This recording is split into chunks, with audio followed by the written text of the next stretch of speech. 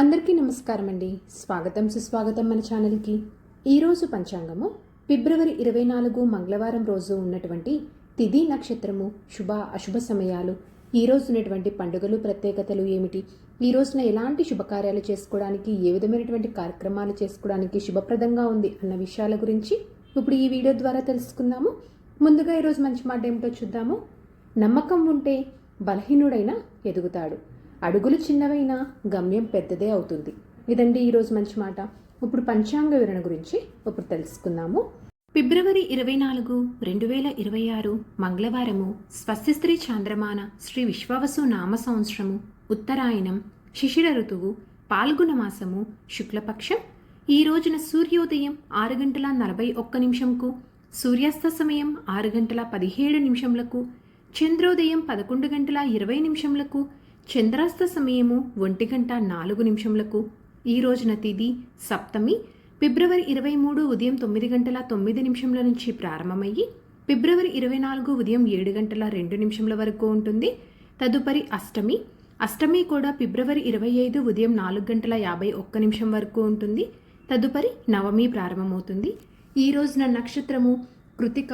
ఫిబ్రవరి 23 సాయంత్రం 4:33 నుంచి ఫిబ్రవరి 24 మధ్యాహ్నం 3:07 వరకు కృతిక ఉంటుంది.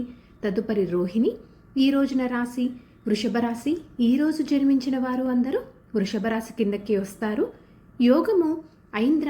ఫిబ్రవరి 23 ఉదయం 10:18 నుంచి ఫిబ్రవరి 24 ఉదయం 7:24 వరకు. తదుపరి వైద్యుతి విష్కంభ.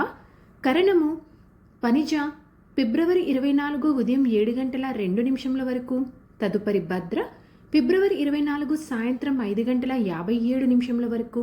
తదుపరి భవ బాలవ. ఈ రోజు ఉన్నటువంటి శుభ అశుభ సమయాల గురించి ఇప్పుడు తెలుసుకుందాము. ముందుగా అశుభ సమయములు. వర్జ్యము ఉదయం 6:08 నుంచి ఉదయం 7:38 వరకు. దుర్ముహూర్తం ఉదయం 9 గంటల నుంచి ఉదయం 9:47 వరకు. మరలా రాత్రి 11:14 నుంచి రాత్రి 12:04 వరకు దుర్ముహూర్త వ్యాప్తి ఉంది అని గమనించగలరు.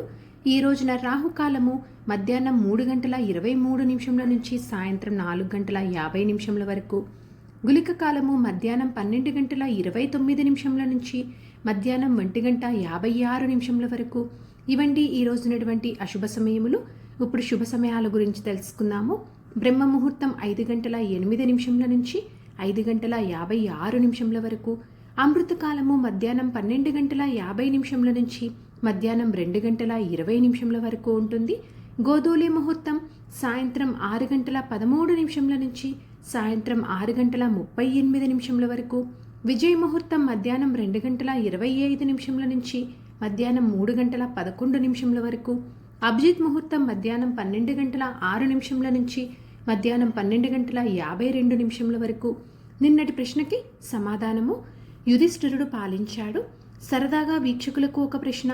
ఈరోజు ప్రశ్న: రాముడు ఏ నదిలో జగద్గురు వశిష్ఠుడి వద్ద విద్యలు నేర్చుకున్నారు?